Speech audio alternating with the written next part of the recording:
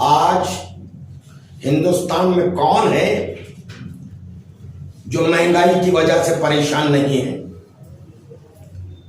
गरीबों की बात तो छोड़िए, अमीर भी इस दौर से गुजर रहा है कि कारोबार तबाह होकर रह गए। गरीब का तो इतना बुरा हाल है कि वो अपनी जिंदगी किस तरह गुजार रहा है वो बेचारा खुद जाने। मुल्क में हुकूमतें बदलती हैं, लेकिन ऐसा भी नहीं होता कि हुकूमत आए और तबाही का तमाशा देखती रहे, लोगों की बेरोजगारी का तमाशा देखती रहे, महंगाई पर कंट्रोल ना हो। महंगाई तो हदें पार कर चुकी। पहले तो नोटबंदी ने मारा, फिर खुदरत की मार जो पड़ी, कोरोना ने 2 साल छीन लिए। कोरोना की बीमारी तो तकरीबन जा चुकी, लेकिन साथ इंसानों के यानी यहां रहने वाली जनता का रोजगार भी ले गई। करोड़ों लोग बेरोजगार हुए, नौकरियां गई, कारोबार तबाह हुए।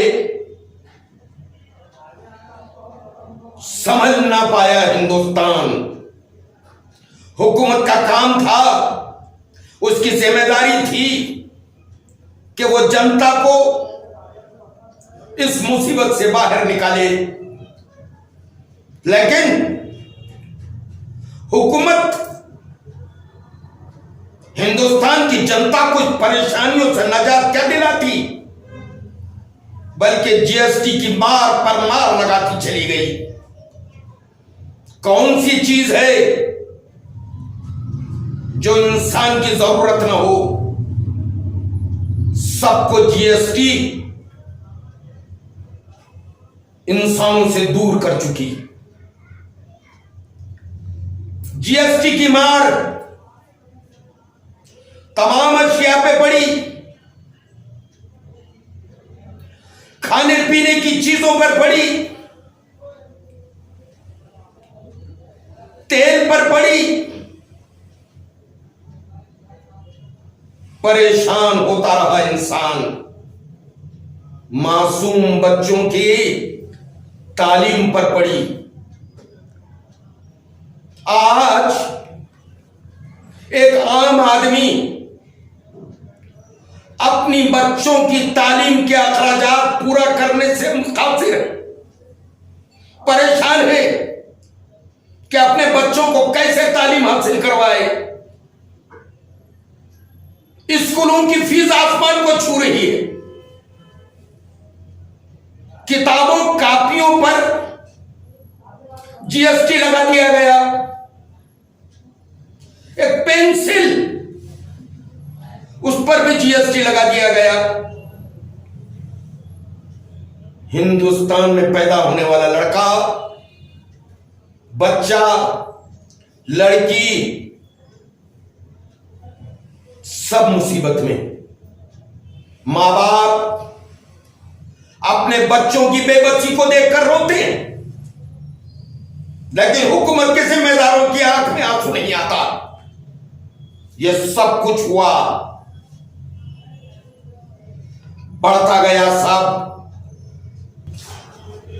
किसी से पूछा जाए कि आज कौन सी चीजें महंगी हैं, तो उसकी फहरिस्त बनाना बहुत मुश्किल है, नहीं बन सकती। किसी से यह पूछा जाए, हुकूमत से या किसी से पूछा जाए कि हिंदुस्तान में इंसान की जरूरत की वो कौन सी चीज है जो सस्ती है, महंगी नहीं है, कोई भी जवाब देने के काबिल नहीं। गूगल को खंगालो तो वो न बताए, कोई चीज नहीं। हाल ये है कि इंसान जब पैदा होता है बच्चे की शक्ल में,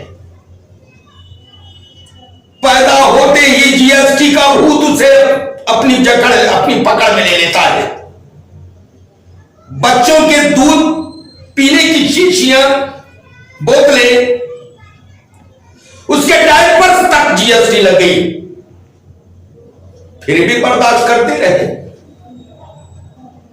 गरीब जो चटनी रोटी खाता हो, उसकी रोटी भी उससे छीनी जा रही है। आटे की कीमत बढ़ गई, यानी रोटी की कीमत बढ़ गई, दालों की कीमत बढ़ गई, दूध, दही, दवाओं पे तो पहले ही जीएसटी लागू था। हाल ये है किसी के घर में कोई बीमार होता है, दवाएं खरीदने की सकत नहीं, मजबूर होकर अस्पतालों में शरीक किया जाता है। पहले से ही अस्पतालों का खर्च बहुत ज्यादा है, वहां शरीक होने के बाद जो कमरे अलॉट किए जाते हैं, दिए जाते हैं, जो पलंग दिए जाते हैं, उसका भी किराया लगाया जाता है। हुकूमत ने उस किराएदार को बीमारों पर को भी नहीं बख्शा और अस्पतालों के पलंगों और कमरों पर भी जीएसटी लागू कर दिया। कहां तक इंसान बर्दाश्त करे? कोई दवाखाने में मर जाता है तो उसकी लाख से भी जीएसटी वसूल किया जाता है। इससे ज्यादा जुल्म और क्या होगा? कुछ ना कर सके ये, कुछ ना कर सके ये। रुपया उसको भी ना संभाल सके। मुसलसल रुपए की कीमत गिरती चली गई। आज रुपया डॉलर के मुकाबले 80 रुपया का $1 हो गया। 80 रुपया यानी आपका रुपया चवन्नी से भी नीचे गिर गया। वो चवन्नी जो किसी भिखारी के हाथ पे रखी जाए तो वो भी लेने से इनकार कर दे। हुकूमत क्या इस बात को नहीं जानती कि जिस मुल्क का रुपया गिरता हो उस मुल्क की साख गिर जाती है। मोदी जी, तुमने मुल्क की साख को गिराया है। तुमने हिंदुस्तान की, देश की जनता के साथ एक मजाक किया है। पार्लियामेंट के मेंबर तो हंगामे करेंगे। आम लोगों से गुजारिश है कि वो कुछ जागे। देशभक्ति के नाम पर देश को तबाह करना, ये देश से मोहब्बत का ऐलान नहीं। देश को बचाना है तो देश में रहने वाली जनता के साथ भी इंसाफ करना होगा।